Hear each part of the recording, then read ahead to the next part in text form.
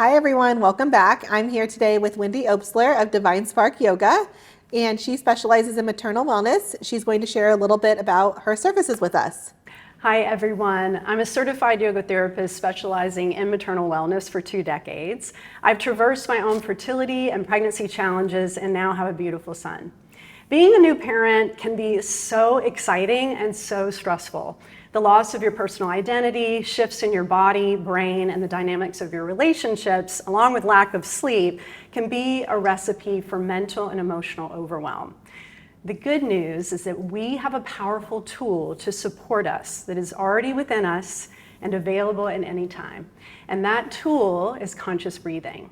This is one of the most efficient ways to shift your mind-body system into the relaxation response and help you feel more centered and grounded in tough situations.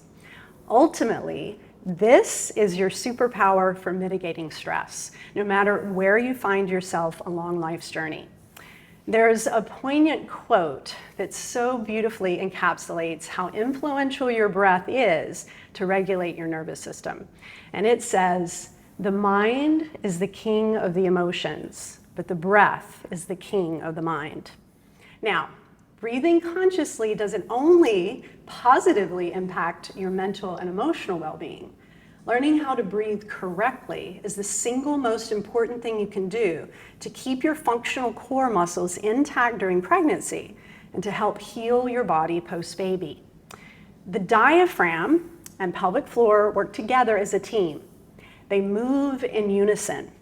If the diaphragm is not working properly, neither can your pelvic floor.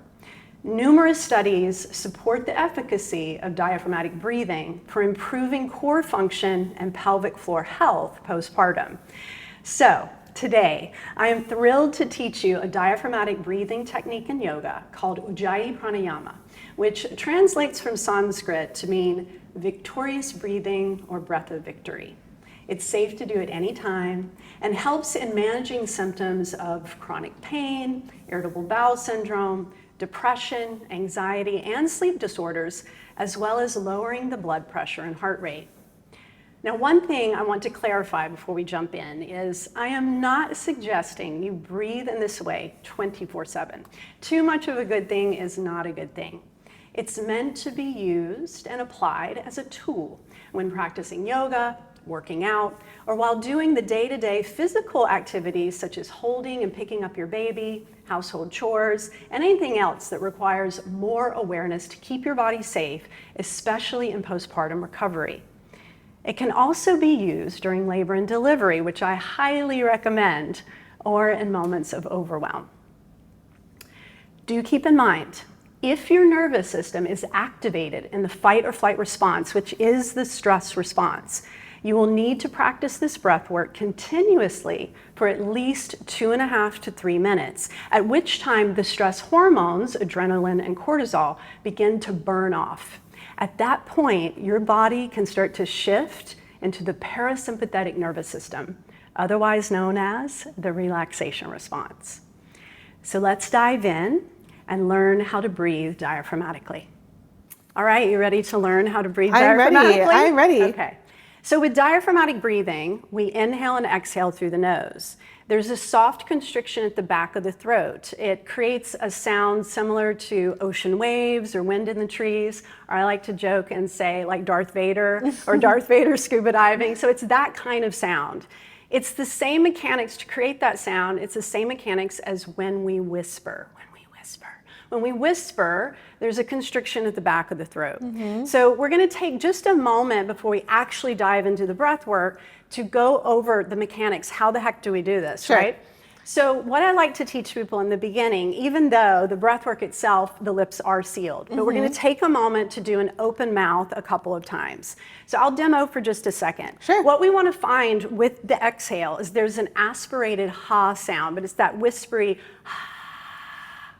And you may have noticed when I just did that, it had the same power from the top of the exhale to the bottom of the exhale. I didn't expel it out and let it. That's right, it's consistent.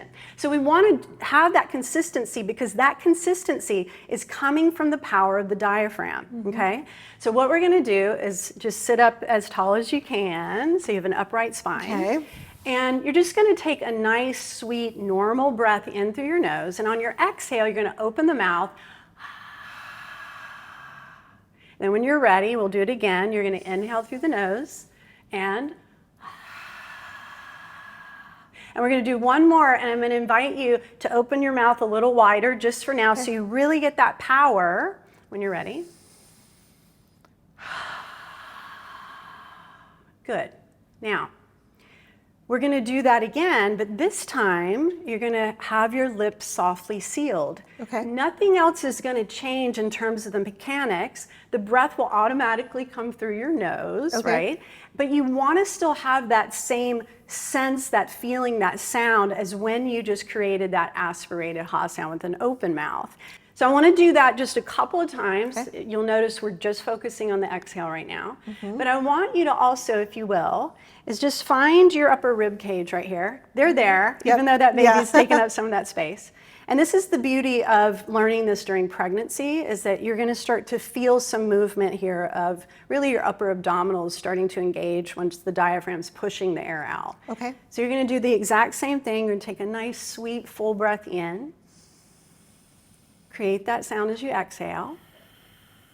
And notice if you feel any movement, any reabsorption towards the spine, okay? We're gonna do that again, and this time as you inhale, do you notice any expansive quality? And then on the exhale is the contractive quality. Yes. So if you could imagine that your rib cage, as it starts where your hands are and wraps all the way around, is like an accordion, the instrument, that's being played like this. It's being pulled out to the sides and it's being pushed back in. Yes. So if you could imagine, your breath is moving you sideways, but really what the breath is doing is it's expanding you on the inhale 360 degrees. Oh, interesting. And then same on the exhale, that contractive core energy of the muscles start to come back in. My on the head feels exhale. lighter and like clear. It really does. Yes, and it also calms your nervous system and all of these other things.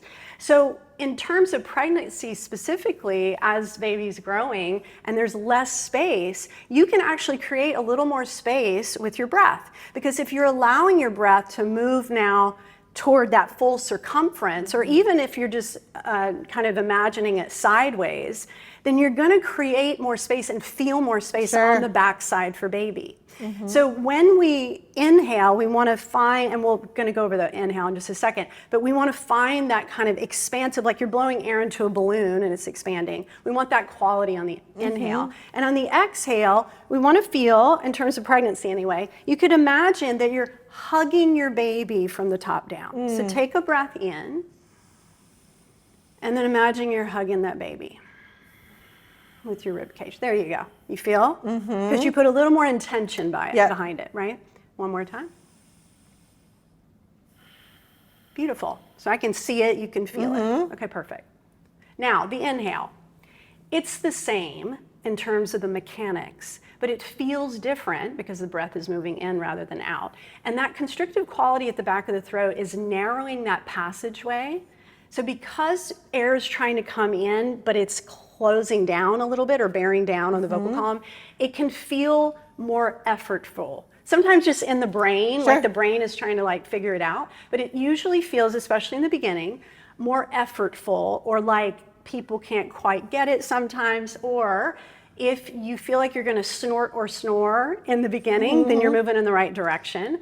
And so I'm going to demo the inhale, and I'm also just going to add one unpleasant analogy for the inhale that sometimes helps people, which is imagine that you're softly clearing phlegm from the back of your throat, because there's that kind of constrictive, but it's on an inhale. Okay, so the inhale,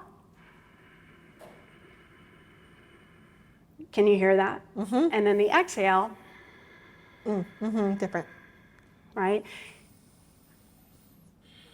There was your exhale. Hold on to that same sound and feeling, and when you're ready, inhale when you need to. Never hold the breath. There you go. Just keep the breath going. Hold on to that same sound and feeling as you inhale. almost. That's tricky for me. It's tricky. It's tricky for most people, which is why I kind of teach the breath in this way. But I see what you're saying with the phlegm. That's So, right. yeah. That's right. And so I always say they call this a practice for a reason, right? So the more you practice, kind of the easier it'll be. And that just practice makes progress.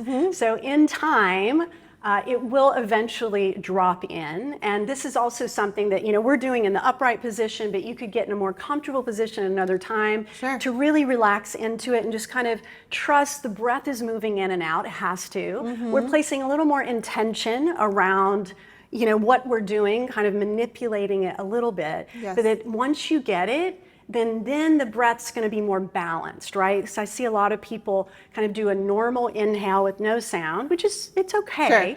But then they do that forceful exhale where you get that power and that feels really good. But it's a little bit of an imbalance of the breath. But over time, once you get both sides, then that's where the magic happens. Got it. Nicely done. Love it. Well, thank you so much, Wendy, for joining us today and for sharing your relaxation techniques and your little tips and tricks and comfort measures.